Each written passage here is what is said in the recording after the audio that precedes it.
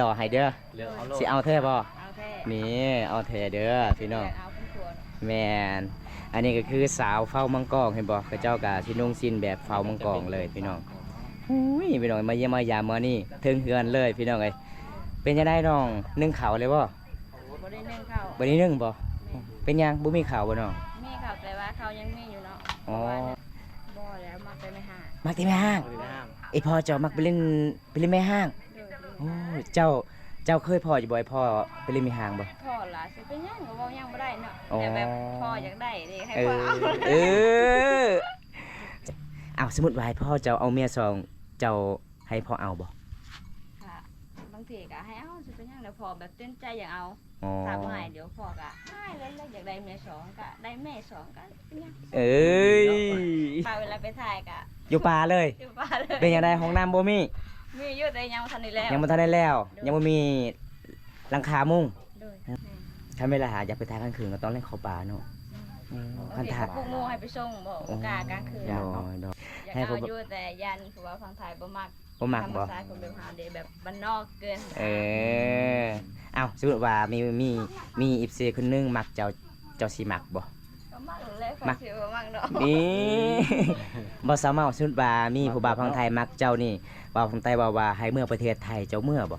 ก็เมื่อนั่นแหละแบบเวลาเฮาผู้หญิงนะเอาผัวต้องเมื่อเฮือนผัวเนาะโดพี่น้องเอ้ยแต่ขะดอง30คือยัง30ล้านคือเก่าเด้อ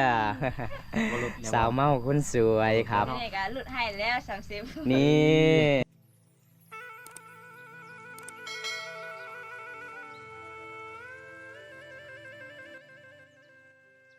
สวัสดีผู้สาวสวัสดีป้าหากมาแต่เลี้ยงงัวบ่โดยนี่พี่น้องหลังจากเพิ่นมาเลี้ยงงัวเพิ่นก็สิพักผ่อนบ่น้องอาบน้ำเลยบ่ยังบ่ทันได้อาบน้ำโอ้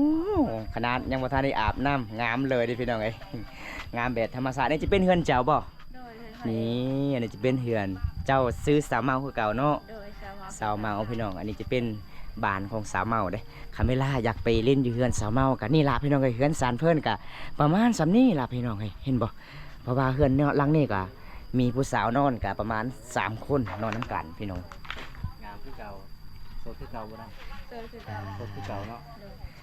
น่าฮักหลายเลยเนาะเจ้านุ่งซินแล้วก็ใส่เสียแบบนี้สุดยอดเลยได้ว่าทุกคนสิมีผัวบ่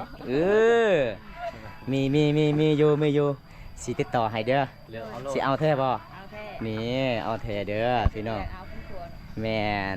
อันนี้ก็คือสาวเฝ้ามังกรเห็นบ่เขาเจ้าก็สินุ่งซินแบบเฝ้ามังกรเลยพี่น้องอุ้ยพี่น้องมาเยี่ยมมายามมื้อนี้ถึงเฮือนเลยพี่น้องเอ้ยเป็นจังได๋น้องนึ่งข้าวเลยบ่บ่ได้นึ่งข้าวบ่ได้นึ่งบ่เป็นหยังบ่มีข้าวบ่น้องมีข้าวแต่ว่าเขายังมีอยู่เนาะเพราะว่า1รายยันกินบ่หมดอ๋ออีพ่อจะไปใส่มื้อนี้อีพ่อคอยบางทีก็บ่อยู่เฮือนเนาะจักเราไปใส่ก็บ่ฮู้คืออ๋อ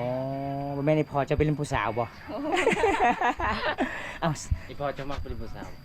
บ่แล้วมักไปไม่ห่างมักที่แม่ห้างอีพ่อเจ้ามักไปเล่นแม่ห้างโอ้เจ้าเคยพ่ออยู่บ่อยพ่อไปเล่นแม่ห้างบ่พ่อล่ะสิเป็นหยังก็เว้ายังบ่ได้เนาะแต่แบบพ่ออยากได้นี่ให้พ่อเออสมมุติว่าเจ้าเห็นอีพ่อเล่นแม่ห้างแล้วเจ้าก็เอิ้นว่าไอ้พ่อเมื่อได้พ่อเจ้าเว้านั่นบ่บ่กล้าเนาะแล้วแต่พ่อเนาะเฮาก็เป็นลูกเนาะนี่พี่น้องมีสิทธิ์เฮ็ดหยังไรมีสิทธิ์แบบแนมเบิ่งซื่อๆก็ได้แม่นโอ้ยพี่น้องเอ้ยสาวมาเว้าว่าเคยได้พ่ออยู่ไอ้พ่อเล่นแม่หางพี่น้องแต่บ่กล้าปากบ่กล้าเว้าเพราะว่าเพิ่นก็เป็นอีพ่อพี่น้องเอ้ยอ้าวสมมุติว่าให้พ่อเจ้าเอาเมียสองเจ้าให้พ่อเอาบ่ค่ะ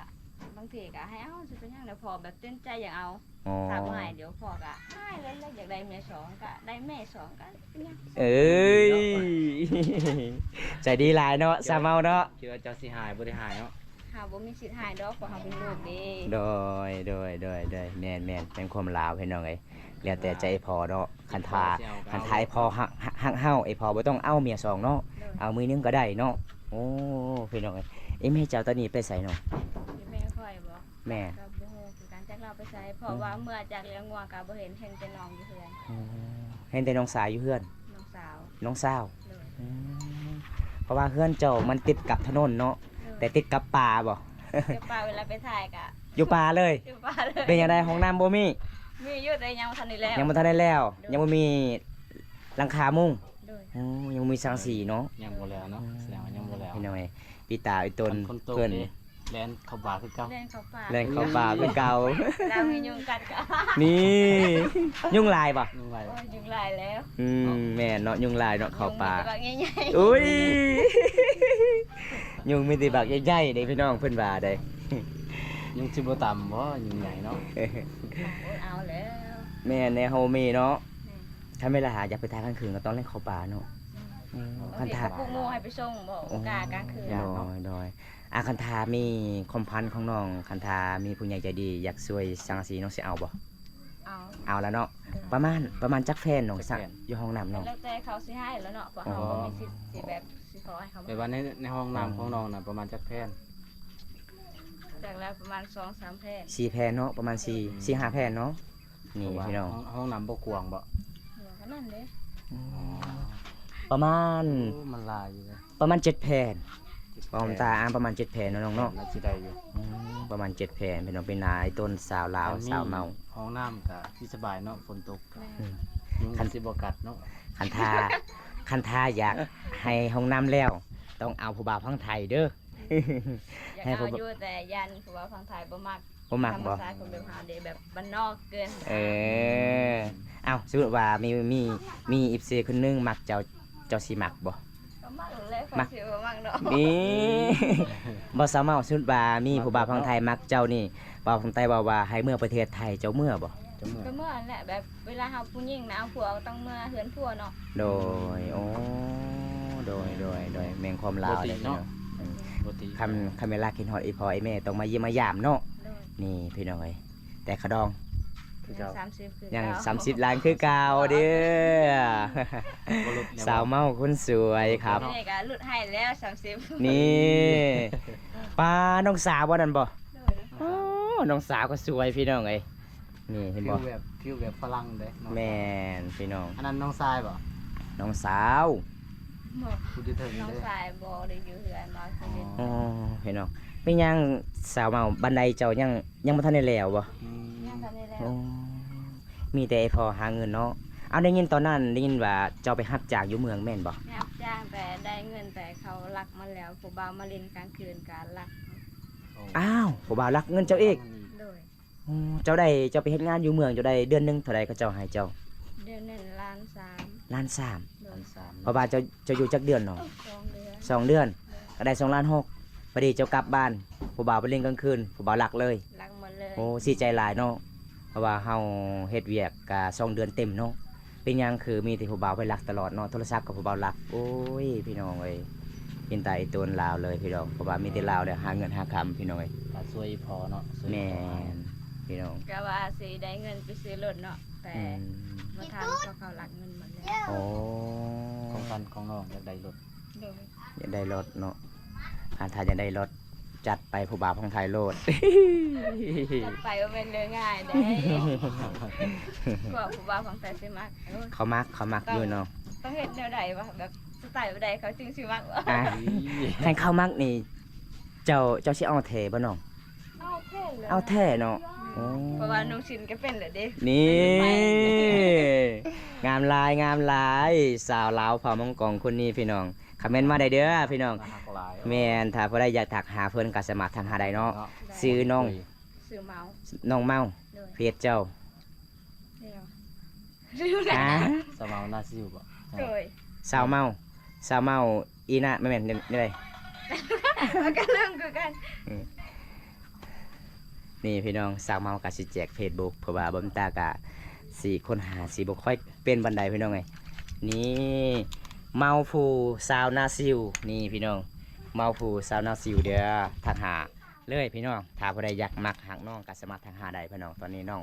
ฐานะยังโสดเพิ่นว่าพี่น้องเอ้ยล้มกันได้พี่น้องเพราะว่าน้องก็ฮู้จักภาษาลาวก็สามารถล้มกันได้เลยพี่น้องสะดวกสบายพี่น้องเอ้ยเพราะว่าเพื่อนสารเพิ่นก็ประมาณส่ำนี้เด้เฮามาเยี่ยมมายามมื้อนี้ก็บ่ได้พอไอ้แม่เพิ่นก็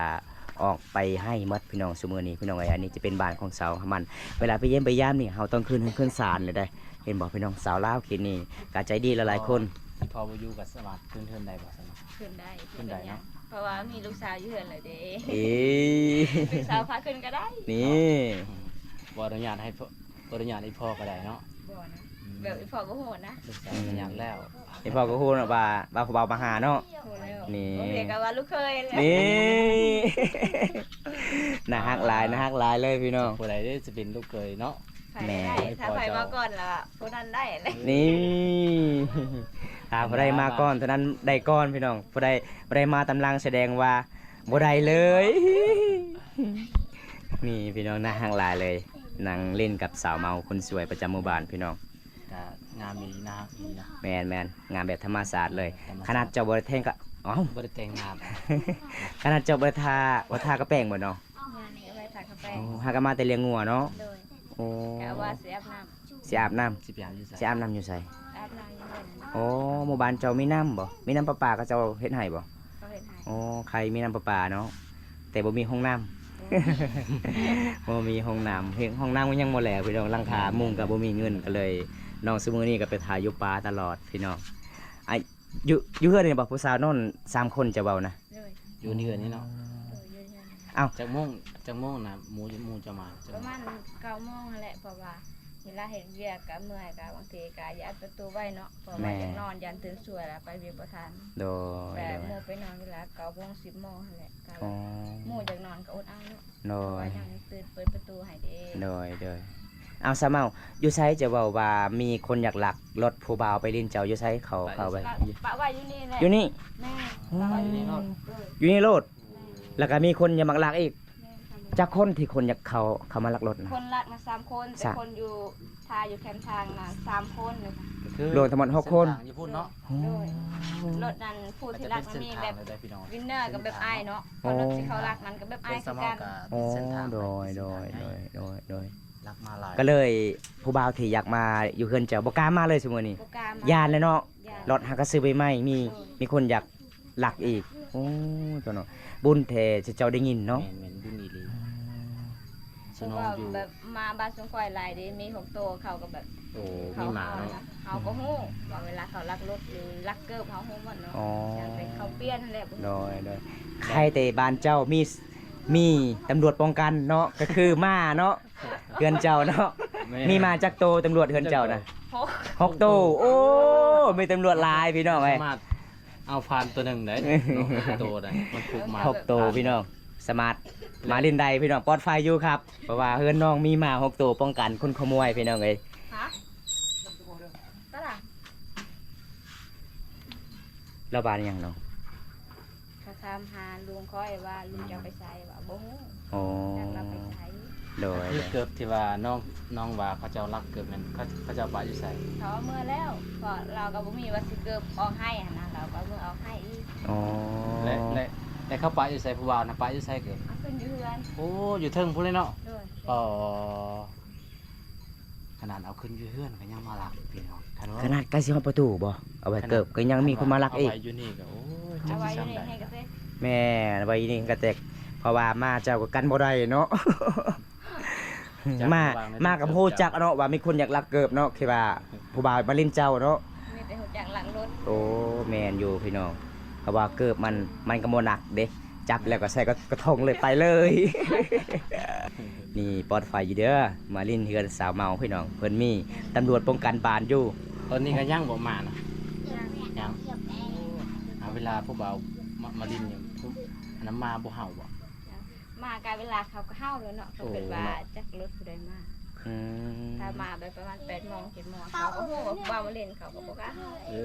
เนาะมันก็ฮู้ดีเนาะฮู้ความหมากมันสาวเมา6โตระวังเด้อพี่น้อยผู้ใดมาลินสาวเมา เวลาไปเล่นสาวเมาต้องเอิ้นอยู่คำทางเลย ได้ สาวเมามาหาคอยเด้อ มีตำรวจทหารครบสุดเนาะมายามสาวเมา กันอยากมาหาเจ้านี่ต้องนัดไว้ก่อนเนาะ ตัดไว้ โด ก่อน ย เพราะว่าบางทีเจ้าฮู้จักว่าผู้นี้มาแล้วเฮาต้องบอกมาเนาะอย่าพาวมาอย่าพาวผู้บ่าวค่อยมาแล้วผู้ใดมาแล้วก็เรียบร้อยเนาะแบบว่าโอ้ย มี ผู้มาตำลังกะ แม่ มาน ป้องกันให้ มีมาป้อง ผู้ กัน มา ให้ ตำลังก็คือสิขึ้นบ่ได้เนาะสาวเมาเนาะ ขึ้นน่ะขึ้นได้อยู่แต่บ่ได้เข้าคลองเลยแบบได้แต่ยืนมองซื่อ เอ้ย บ่ได้มาก่อนแล้วได้ใจเนาะ ๆโดย อืมเอาจุไซน้องว่าสิไปอาบน้ำ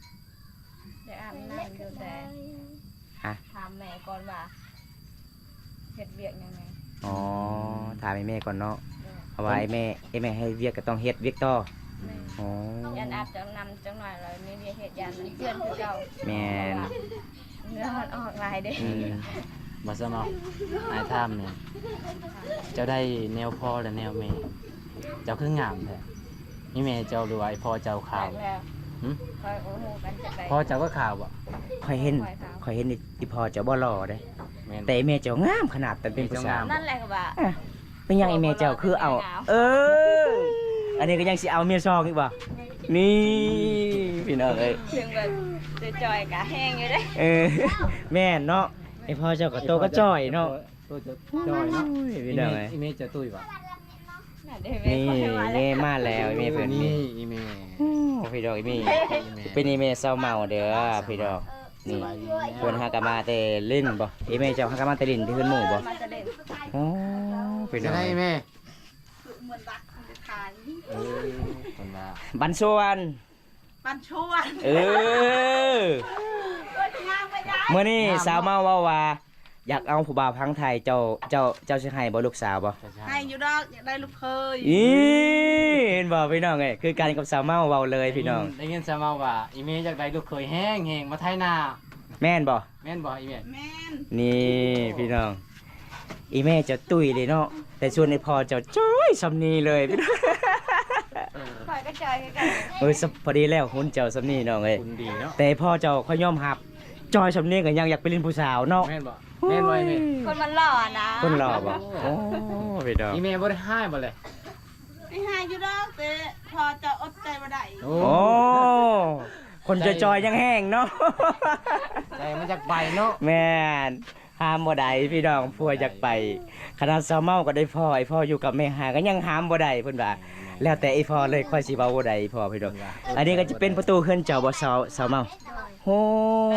เจ้าสิเอา เอาไปจังหวัดได้คืนเพื่อนน้อง ยังไม่ทันได้แล้ว ยังไม่ทันได้แล้วน้องๆเนาะอันนี้จะเป็นไม้เฮียที่กระเจ้าสิมาสร้างเองบ่ แม่ โอ้บ่มีเงินจักซื้อประตูเนาะอ๋ออันนี้ก็แม่นเหมือนพี่น้องเห็นบ่สมพอผู้บ่าวที่ขึ้นเฮือนน้องก็ขึ้นไปหลักเงินน้องไปเฮ็ดงานอยู่เมืองพี่น้องได้2เดือนพี่น้องได้เงินประมาณ2ล้าน6กับผู้บ่าวหลักโอ้ยเป็นตายต้นสาวเมาเลยพี่น้องเพราะว่าเฮือนชานเพิ่นประตูก็ยังบ่ทันได้แล้วพี่น้องเอ้ยเงินขามก็บ่มีพี่น้องเอ้าเจ้าได้ท้าไปแม่เจ้าใช่ว่าอีแม่มีเวียกหยังอีกสิเฮ็ดต่อ จากแล้วบริทา บ่ได้ถามแล้ว อีเมลเจ้าก็ฮู้ภาษาลาวเนาะ โอ้ภาษาลาวเนาะอีเมจ้ะ อารมณ์ดีเนาะอีเมลเจ้าเนาะ มักบอกคือข่อยแหละแบบบางทีมักตลกเนาะ อ๋ออีเมลก็งามลูกก็งามแต่ช่วงนี้พอโอ้ยข่อยเบิ่งบ่หล่ออีหลี แต่ผู้บ่าวมักหลายแม่นผู้บ่าวผู้สาวมักหลายโอ้ย